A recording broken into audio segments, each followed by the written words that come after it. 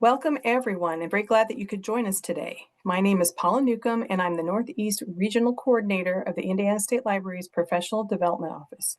I will be the host and question moderator for today's webinar, A Trauma-Informed Care for Grieving Families. If you have questions during the webinar, feel free to put them in the chat and we'll answer them throughout the webinar. Today's presenter is Lindsay, and I didn't ask how you say your last name. Is it Diener-Locke? Diener-Locke, yes. You, Program Director at Ryan's Place in Goshen, Indiana. So welcome, Lindsay. After this webinar has been transcribed, it will be available on the Indiana State Library's Archive Webinars page. If you are watching an archive recording of this presentation, information on how to obtain your LAU is in the video's description in YouTube. For weekly updates on upcoming trainings and to learn more about what's happening in libraries across the state, please subscribe to the Indiana State Library's e-newsletter, The Wednesday Word, and also check our continuing education website for other professional development opportunities. So let's get started. And again, I always like to start with the reminder in the chat if you want to change it from a host and panelists to everyone, if you want everyone to see your question.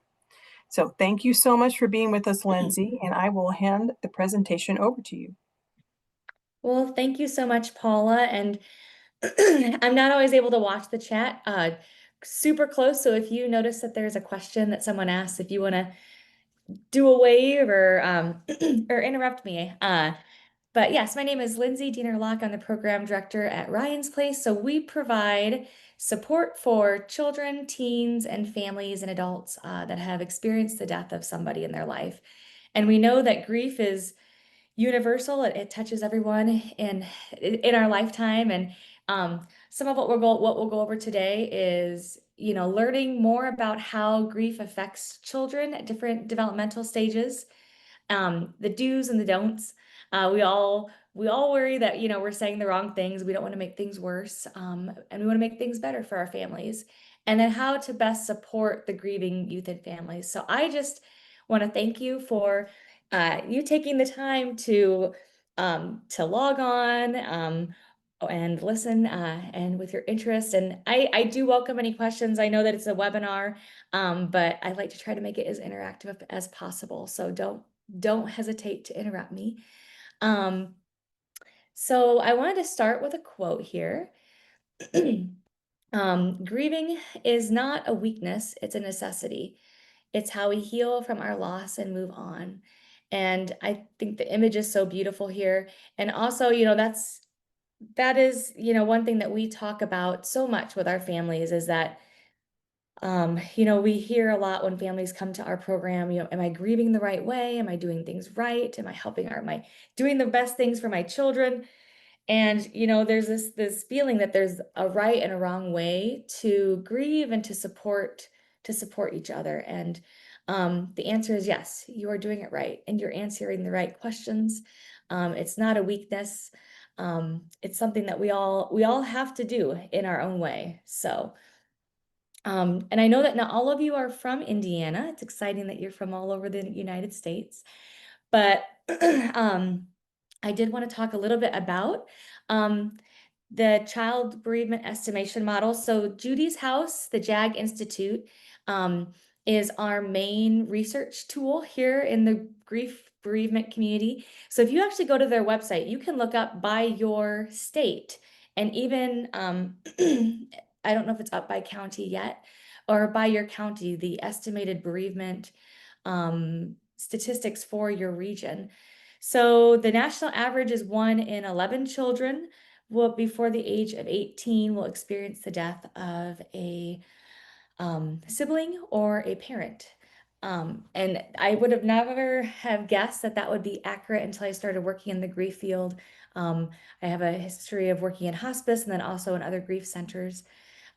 Indiana is 1 in 10, and we know enough now with the research that's been done that if intervention is given at the right time for these kiddos and for these families, it really does help to prevent some really adverse reactions that could happen later on in adulthood.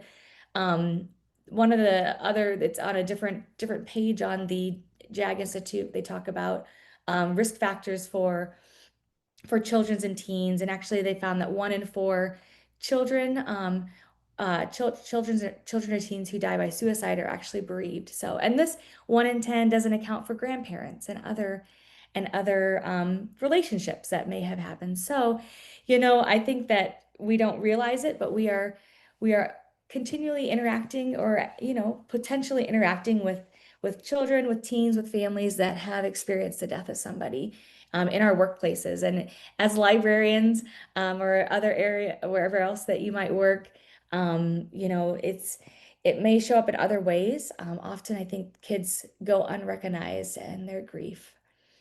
At Ryan's place, I just want to do, before I get into the developmental part, just some universal when we do our training, how we talk about grief, being grief informed. So grief is, unique for every person. There's no right or wrong way to grieve. It's something that we talk about a lot. As was shown in the model before that, peer support can be one of the strongest factors in working through grief. So um, at Ryan's place, that looks like a group model for us.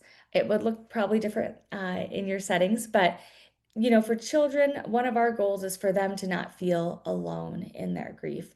Adults, we find lots of ways to find support. We go out for coffee, we reach out to our peers to find support. There's other, I know around this area we have compassionate friends, we have grief share, we have other different groups that adults can join. But for kids, they're not going to necessarily go out on the playground and reach out to their peers and talk about their feelings, or even know how to identify their feelings or what's going on. So that peer support can really help to normalize their grief. Children and teens, they do grieve differently, and it often will go unrecognized by adults. Um, we'll talk much more about that, so I'll wait for a second to get into that. And unresolved grief, like that chart had showed, may lead to problems for teens and children later on in life. And so when we think about grief, we talk about the stages of grief. Many of you have probably heard of the stages of grief. We tell our volunteers to just unlearn that. That's a wonderful model. And actually, when I worked in hospice, I really did see those stages of grief play out. But they were actually developed for those in hospice in the dying stages. So it's not necessarily was never meant to transcribe into bereavement following the death. So as you can kind of see here, like the stages of grief, but really what the experience is, you might feel one thing 1 minute, the next minute feel another thing. You might feel all the feelings mixed up. And as our culture, we really want things to work linear. Like I hear often, like, tell me how to grieve. Tell me how to grieve. How can I get through this? How can I make this better? And really what we talk about in our center is that you have to lean into your grief and feel those emotions. And then as that sort of starts to unravel and you work through the different parts of your grief, you've come to be at a new normal. So I don't know if anybody has any questions, general questions about grief at this time. You can always put them in the chat. Not right now. As far as a trauma-informed approach to grief, it acknowledges that the impact that trauma and stress has on the person. And I like the term trauma assumed. We want to just assume that we're going into situations when we're talking to somebody that there may have been a trauma in the sensitivity that we're going towards them. So a trauma-informed approach aims to prevent re-traumatization by, helping with those coping strategies and supporting recovery, and not, having elements that are re-traumatizing.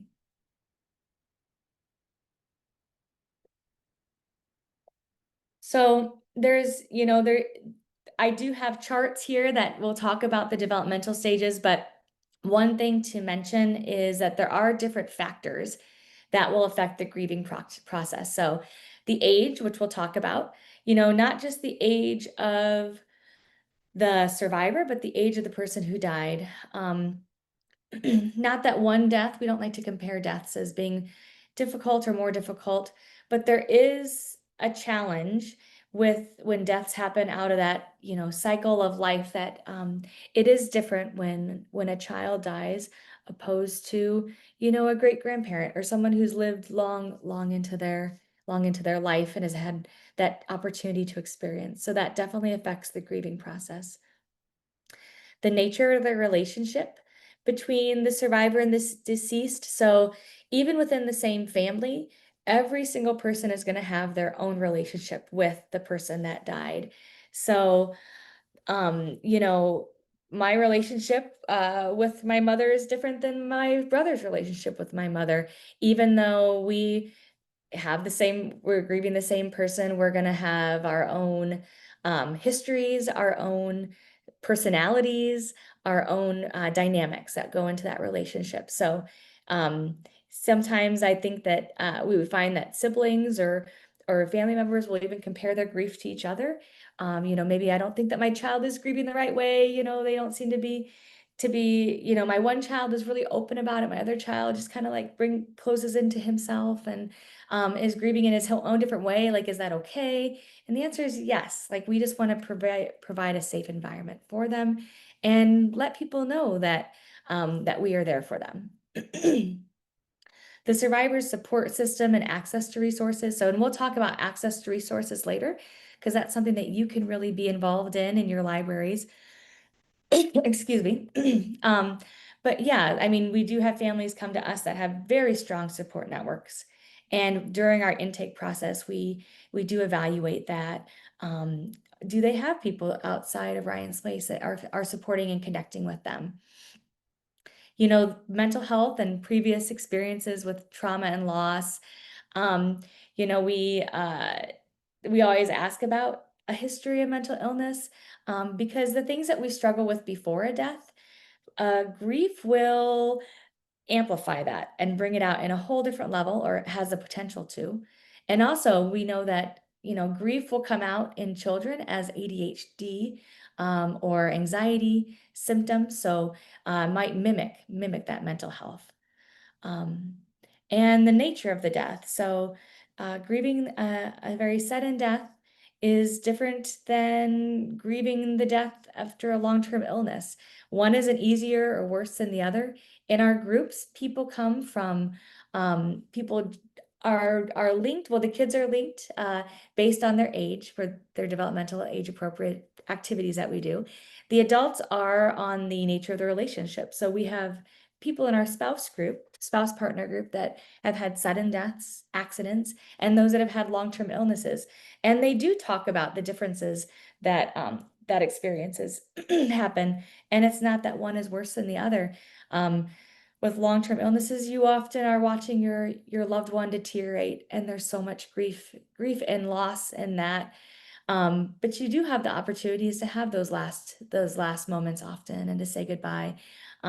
Where the flip side, that's not the case when it's a sudden accident. So we take into account in our groups all of these different factors that play into the grief. So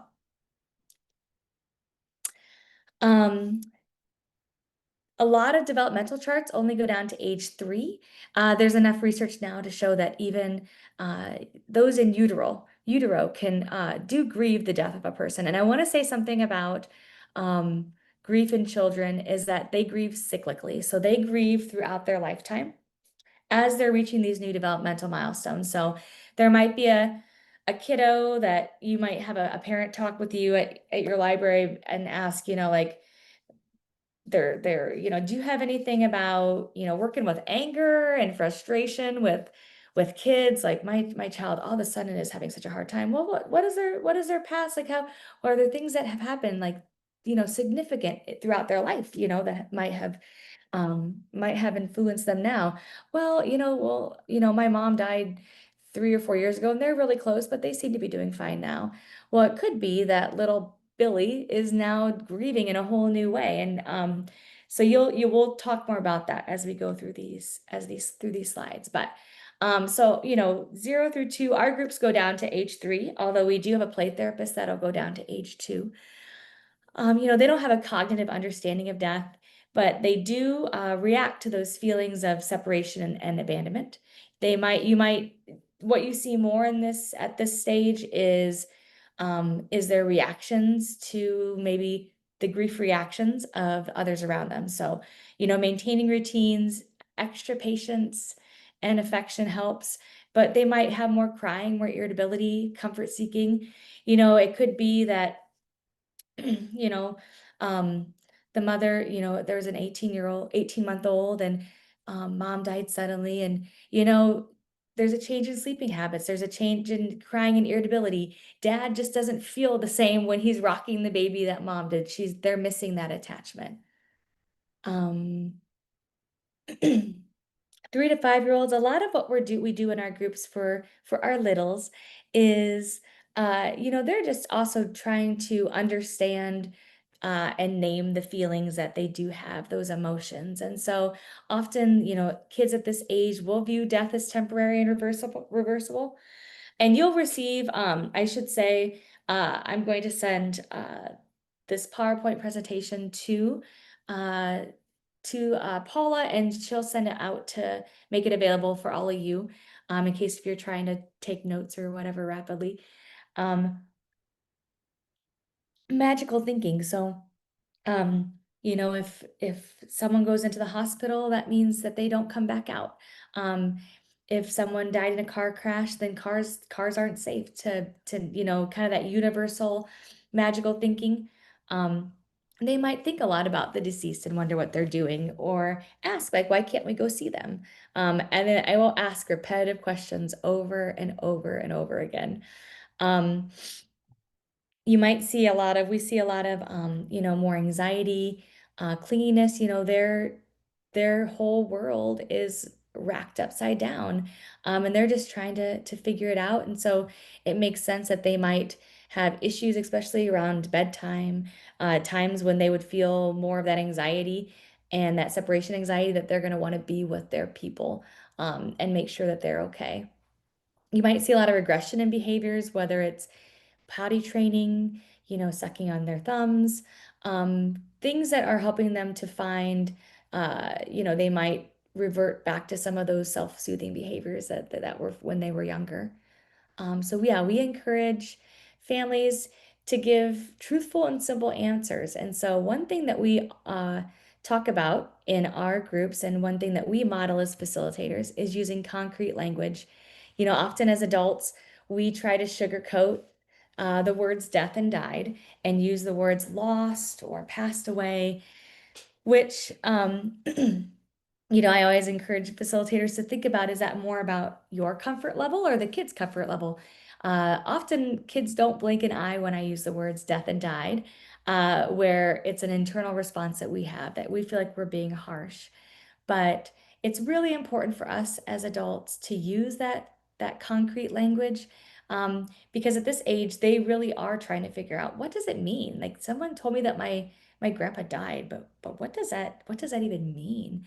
So we talk about, it means that your body stops working, that there's no longer any pain, that your heart stops working. And um, using the words lost, we just want to avoid any kind of confusion. The doctor said that we lost dad. Why are we not going out and looking for him?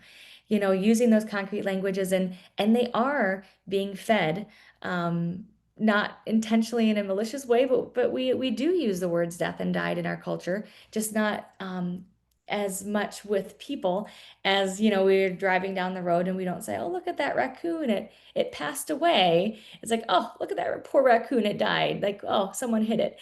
They are hearing these words, and so trying to get a sense of making sense of, what does death and died mean.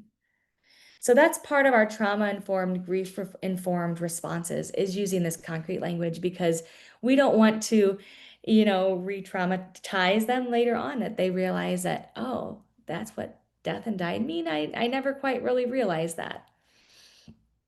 All right.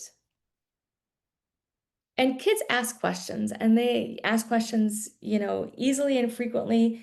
So you might be asked point blank, like, questions about death and died. And so just to do your best, and if and to your own comfort level, I think that having a library a section in your library or books that you could pull out as tools for adults to help to explain. I know our littles love, like there's an Usborne book about, what is death, and it's a flip book, and they love going through and finding out these different answers to questions about what does it mean, what does elements of a funeral, elements of a cemetery, elements of what is it like after someone dies. Um, all right, I can go down tangents here, so I'll try to keep focused.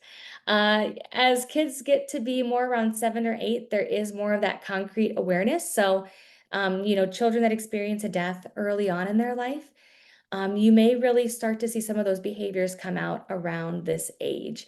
Um, because, and up until now, it was just kind of a matter of fact that, that person was no longer in their life. But around that 7 or 8, they're realizing that everyone else seems to have a parent. Everyone else seems to have a dad. Why don't I have my dad?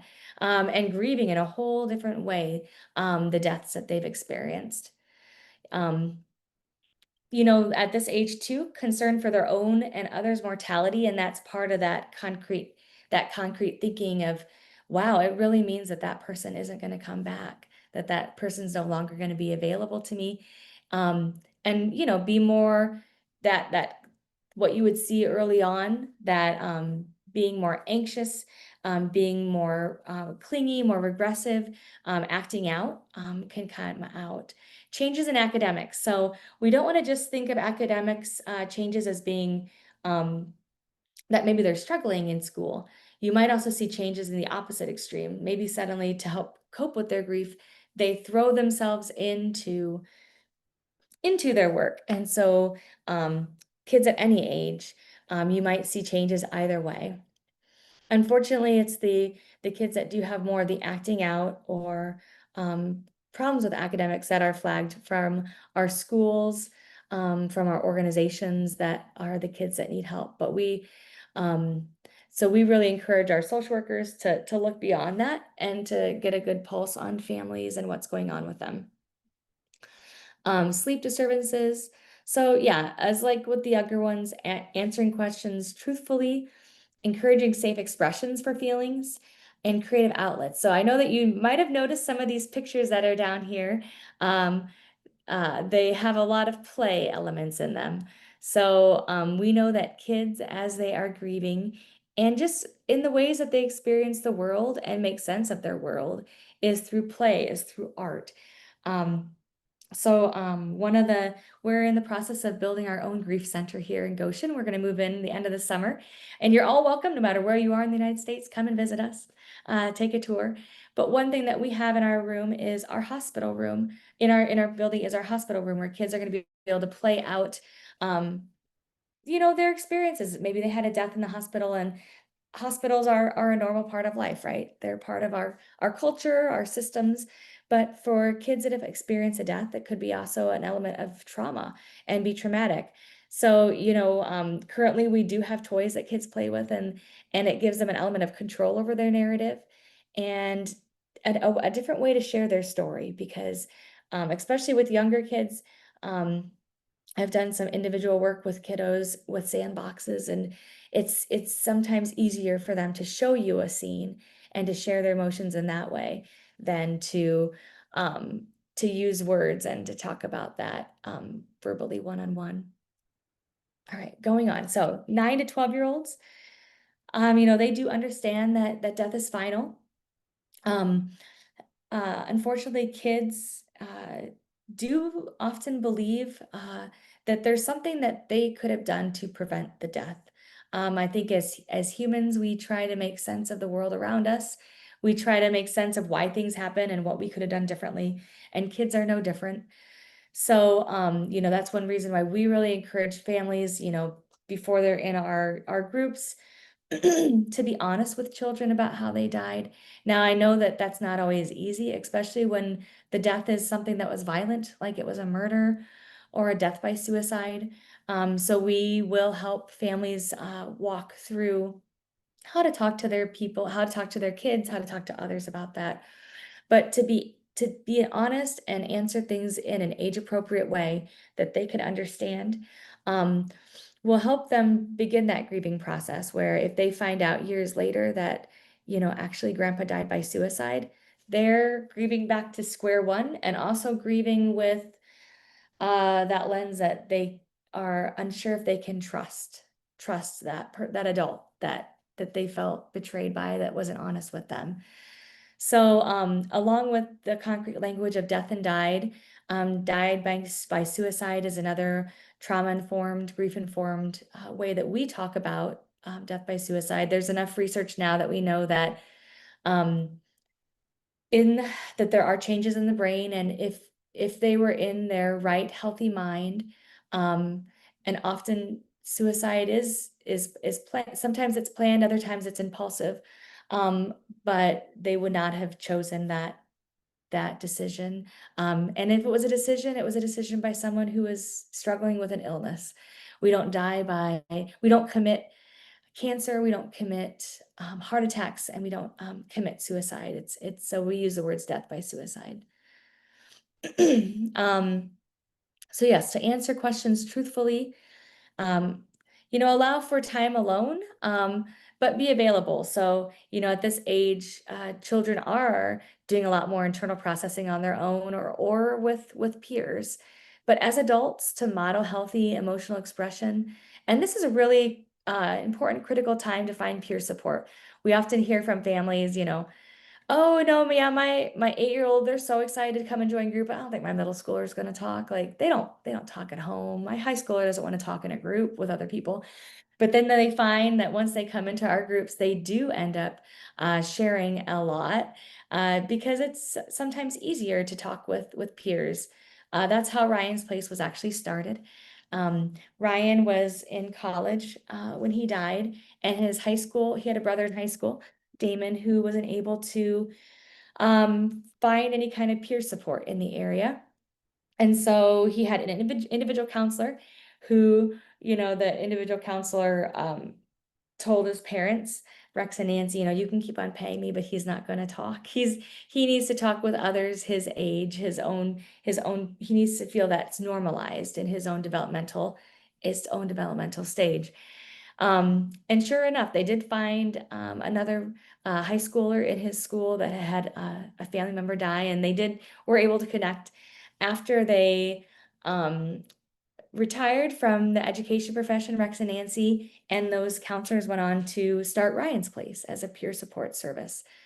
Because we do know that, especially for teens, for any age group, but to have that recognize that you're not alone and nothing is wrong with you. All these feelings are okay and normal, because feelings can feel so big to adults, and they can feel even bigger to our kiddos. Um, in the teen years, they do have a much more conceptualized understanding of death, um, thinking about the life lessons that they can glean from their experiences. They might take more risks, and as than usual, you might see more fluctuating moods. Depression, anxiety is something to look for. And like I said, they might be more willing to talk to people outside of family, and want peer support. Difficult concentrating, one thing that we see a lot more in our high schoolers is that role confusion, especially if they're the eldest. And part of that is they are, reacting and to the change in their family system. If it was a parent or sibling that died, that they step in and fill into some of those roles. And some of that it can be, what we put on kids as well. The pressure that we put on them as society, now you're the man of the house. Now I hope that you can really help your mom out at home, that dad died. Putting those pressures onto them unintentionally. So yeah, as in all of those other ones, to validate their grief, don't try to take it away, to, model that healthy emotional expression. All right. So the do's and the don'ts when supporting a grieving person. To ask questions and talk about the deceased. I think that sometimes we don't want to bring things up and make people feel uncomfortable. But, one thing, especially, at those those first months after a death, people are receiving casseroles, they're receiving cards, they're receiving calls. As time goes on, people will remember those that, do reach out months afterwards and say like, "Hey, I'm just really thinking of you. I know that your mom really loved Christmas and this, I'm just really thinking about you over the holiday season." Um, we don't get to say our loved one's name often enough. Um, when we're grieving, we don't want we don't want to encourage those to forget about the deceased and to just move past them. But um, we talk about really trying to, for children and teens, to solidify those bonds. And some of the books that we'll talk about a little bit later on, are some books that you could have in your library that speak to that, continuing those bonds and helping them to feel that connection with that person. Because the more we can keep that connection with the person that's no longer here and present, the easier it will be for them to grieve and move through that grief process, to empathize with the pain that they are going through, and just being genuine. Kids can tell, teens can tell when you're being genuine in your communication. Um, and knowing that, even just saying, I heard that your grandma died, and there really aren't great words to say, but I am really sorry you're going through this right now. And if there's anything that I can do, if you just want to sit and read over here, if it feels comfortable, or if you want to ever talk, like, just know that I'm here. I'm a person for you. To offer help in concrete ways rather than a general statement. So, you know, you can often, we will hear families say, like, people keep asking, what can they do to help? What can they do to help? And my answer is, I don't even know what I need right now. I don't even know what would be helpful. So instead of, saying, what would be helpful for me, say, I actually like made a double recipe of this soup. Can I bring it by, later today? You guys put it in your freezer, or, put it in your fridge for later. Um, or, maybe that a parent died. Maybe it's somebody in your community that, and you want to be helpful. Say, hey, I'm free, Thursday afternoon. Can I, watch your kiddos for 2 hours while you go and do some errands? Offering those really concrete ways, can make all the difference for families. To listen in a non-judgmental manner and let them tell their story as many times as they need or want to. Um, Kids will tell their story, and adults too, over and over and over again, because they need to. They need to tell it out loud and give it voice and give it space to make sense of it for themselves, and for it to be part of their own story and their own history. To validate their feelings and experiences, that anything they're feeling is okay. And that there's not a right or a wrong way to feel. In I know that every organization is a little bit different, every state is a little bit different, but we often in our culture will give just a couple days of bereavement leave for family members, and that's uh speaks to how we think people should move through grief in a certain timeline. We know that grief is forever, and that doesn't mean that grief doesn't change. Um, we talk, and there's a great book called Grief is Like a Wave, which I have listed in a slide later on. Um, we talk about feeling those emotions, and that, grief is lifelong, and it comes and goes, it ebbs and flows like waves. Sometimes, especially at that beginning time, you're going to feel like you're in the middle of a tsunami, and that the grief is just crashing down on you.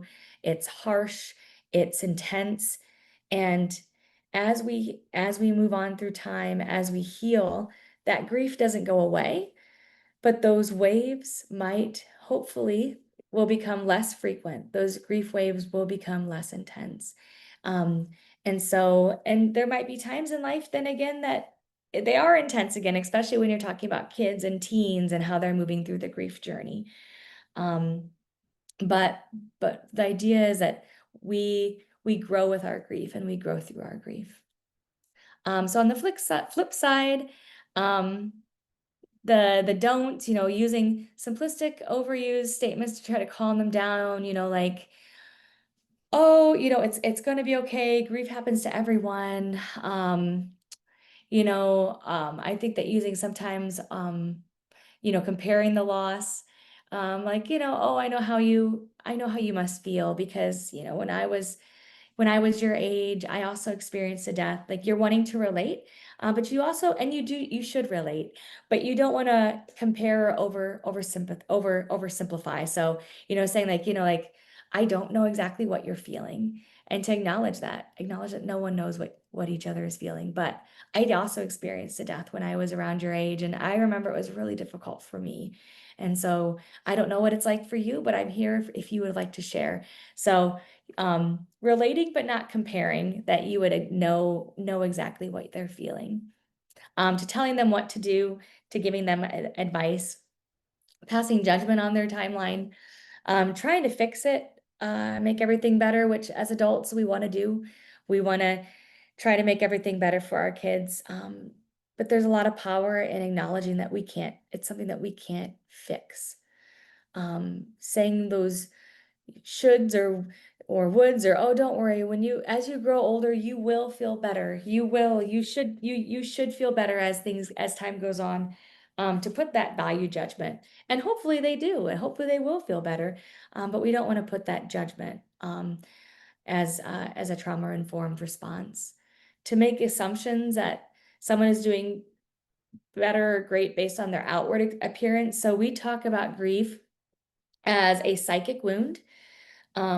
It's something that we carry with us, and so people don't get the same kind of response that they would if, you know, they were in a horrific accident and and they lost a limb. That would be very physical, or if they broke their leg and they were in a cast.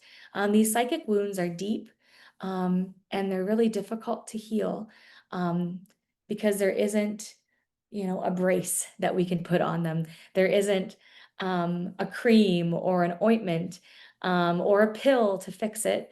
Um, one big thing in the grief community right now, is there's a lot of talk about, the use of, prolonged grief disorder, and the use of labeling people, uh, that being used as a mental illness, and pills that are being worked on to help treat grief, where we don't want to pathologize grief in any way. Grief is a normal and natural part of life, as in anything else in our development and in our stories. Um, that's a whole other webinar. Avoid using the deceased person's name. Um, it may trigger response from families, from people, that if you're using their person's name, um, but there's relief in knowing that their person is remembered. We want to be trauma and grief informed. So one thing I encourage you to look more into is, Donna Sherman and Monique Mitchell from the Dougie Center, Dougie.org. That is an amazing website, that for you to check out, with all kinds of, different, resources, and that's a resource that you can give out to your families or anybody that has any questions about resources in the community or resources online. You can look up, how to support someone who's grieving on there. You can look up how to support people based on their age, based on the relationship, based on the type of death. Families can look up activities to do together. There's an area on their website and on our website that they can look up by their area code, grief support in their area. So the Dougie Center, Dougie.org, is a amazing tool. They have, a toolkit on there called Becoming Grief Informed, a call to action that would take steps that you could take action in your workplace. They also are I believe it's already on there. We're already starting to use it on our end about being a grief-informed workplace.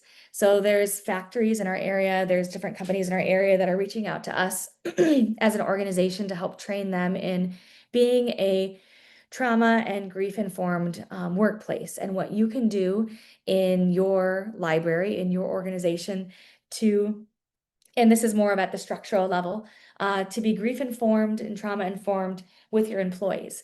So there's so many different tools out there. Obviously, I can't cover everything in an hour here, so I'm just throwing out these different resources for you so that hopefully you can dive deeper into what interests you.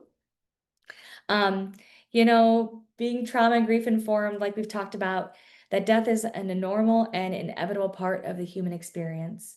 It's non-pathological. So, um, that's one reason why we do have a clinician on staff and she does not use the prolonged grief disorder.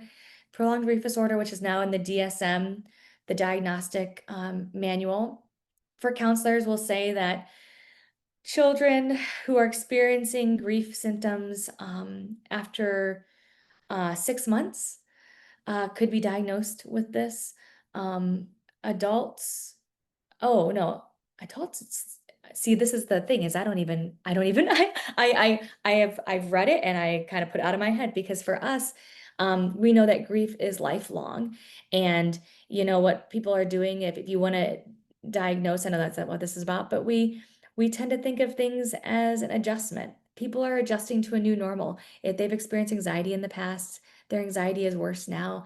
But really not trying to pathologize of, wow, you should really be beyond this.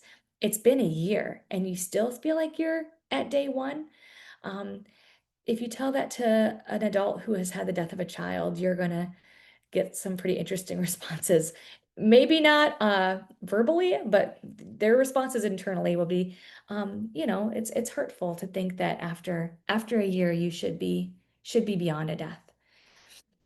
Um, knowing that it's unique for everybody, um, and that it can't be captured by a stage or a phase or a timeline. And so, I gave you those different developmental ages. That doesn't mean that you're not going to see things that are in different developmental places just because of how we grieve, and how children can regress and kind of move through those different stages of grief.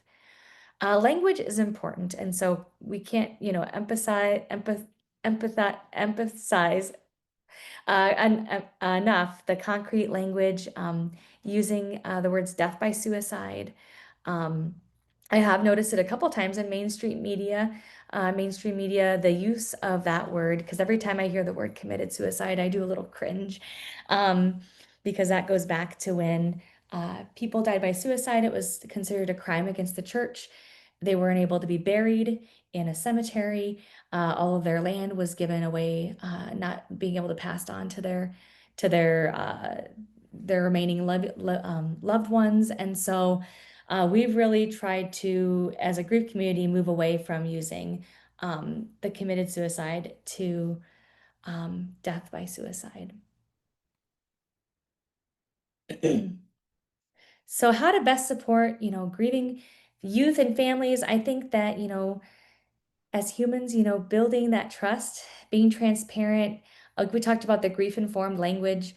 Um, we talk a lot about companioning and providing space. Um, and that might look different in your different locations. I know that one thing that schools have done, which I would say is a grief informed, trauma informed response, is some of the schools in our areas will have calm down corners where kids experiencing big emotions can go and find some relief and some support. Um, and I know that that would be a really powerful thing to have in all of our spaces, right? And for adults too, we could use calm down corners sometimes as well. To understand the cultural, historical significance of their grief. I know that for those I was at a seminar recently, um, and there was a hospice worker that was working with families downtown Chicago and would get called in by hospital staff saying, like, this family is grieving, like, really, it's unhealthy, like, they need help, they need support. And really, what they were doing was culturally appropriate. Of some cultures, they do need that really like healthy outward wailing, that outward expression. So yeah, the hospice social worker was like, well, that's kind of like that's they didn't really need me there. They were just grieving, after the death. Some cultures they hold wakes of their loved ones after they've died. So to understand some of that cultural significance, some of what our family's experience and what their traditions hold. Um, just recognizing and understanding the impact of trauma and being trauma assumed, and providing resources for our families.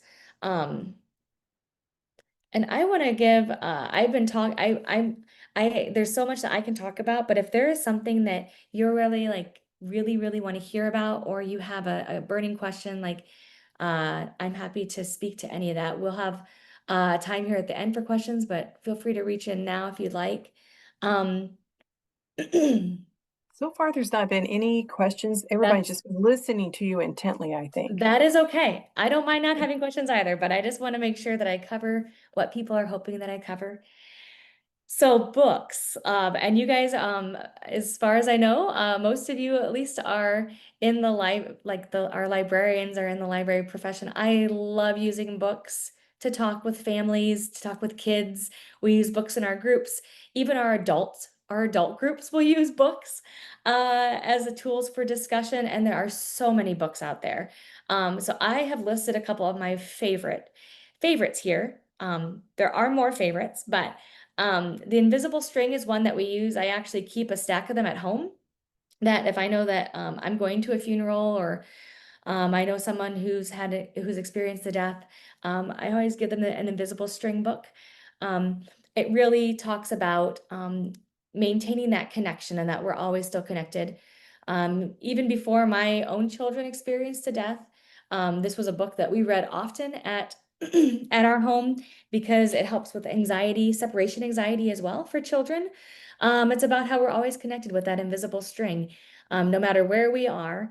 And it's that invisible string, it becomes is our love that surpasses our life. So I miss you.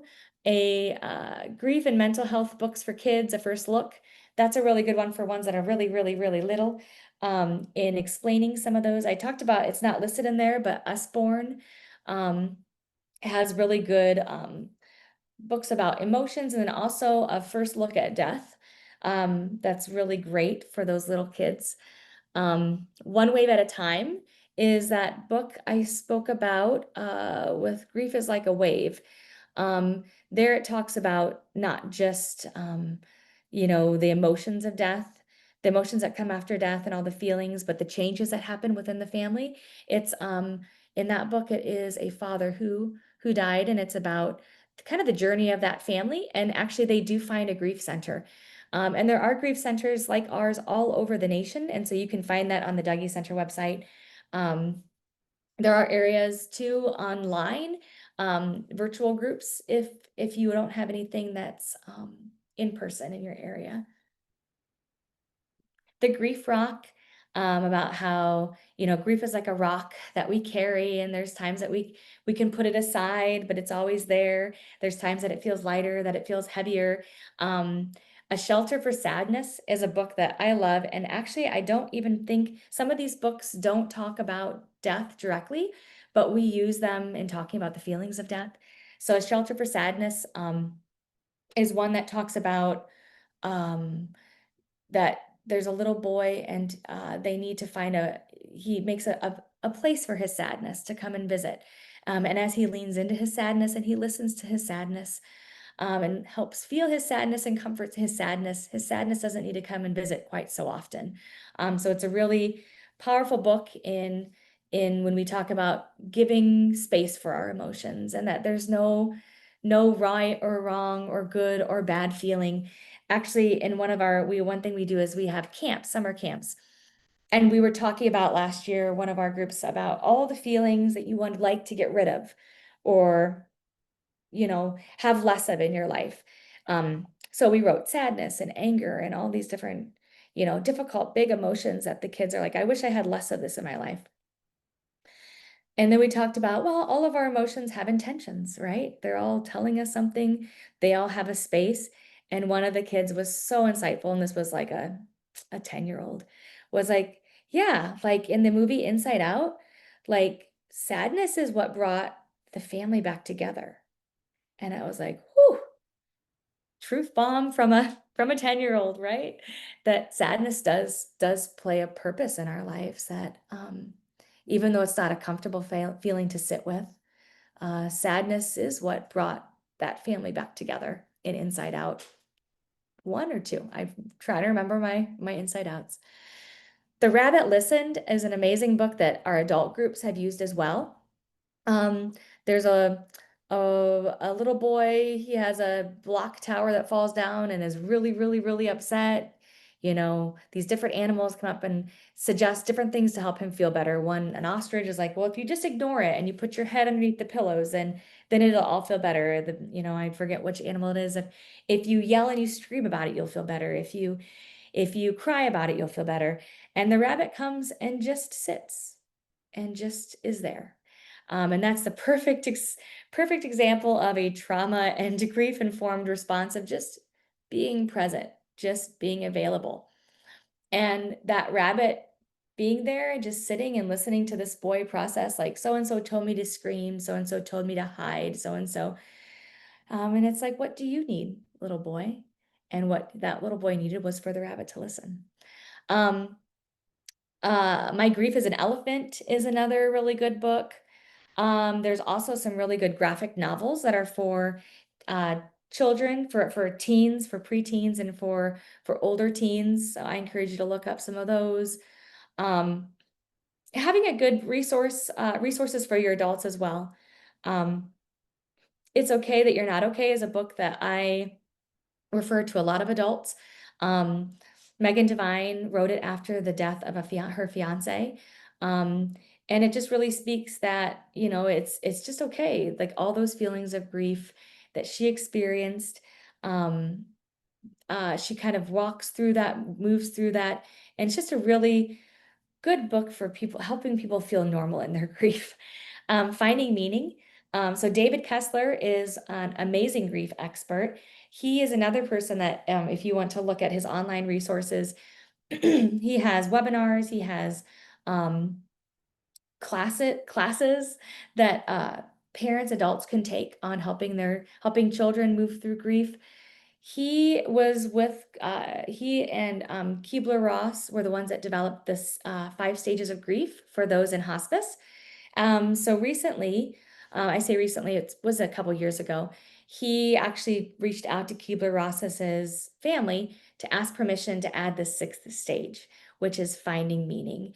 So it's not finding meaning in the death, but finding meaning in life afterwards. And that is a powerful testimony of his own grief journey. He experienced multiple deaths. In that one, he talks about the death of his son and working through that and finding meaning. Again, not in the death itself, but in life afterwards. So I'm happy if there are certain things that certain areas are, you're wondering. We have a library here that I'm happy to pull books and give you ideas. Um, and I know that a lot of grief websites, the Dougie Center will have a lot of things as well, but there's a lot of books on anticipatory death, grief, the grief that happens before.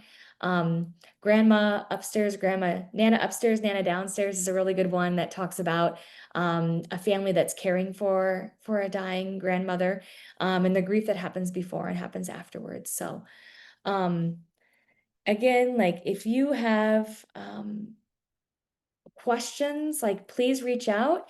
You're welcome to email me as well if something comes up later on that you think, wow, I wish I would have asked that. And I think that, you know, as you know, we want to be grief informed and trauma informed, really being genuine in our conversations, being genuine in our care, just providing that space. And it is better to say something than to say nothing, to acknowledge for families and give them permission, that you're a safe person for them to talk to, um, and to understand that families are helping to talk and to process and to know that we never really know what others around us are going through and what their experiences are. So what we may see is behavior, but I'm always asking people to be curious. Be curious as to what that behavior is telling us, and what it might be meaning to them, and not just at face value. So Thank you so much for listening. And if you guys have any questions, feel free to reach out either now or later on. You're always able to reach me at email, and that's our office number is 574-535-1000. So Okay, well, thank you so much. This was so helpful. And again, I think everyone was listening intently and learning from your expertise in grief care. So thank you so much, Lindsay. And thanks for everyone for being here today. As a reminder, if you are watching an archived recording of this presentation, information on how to obtain your LEU is in the video's description in YouTube.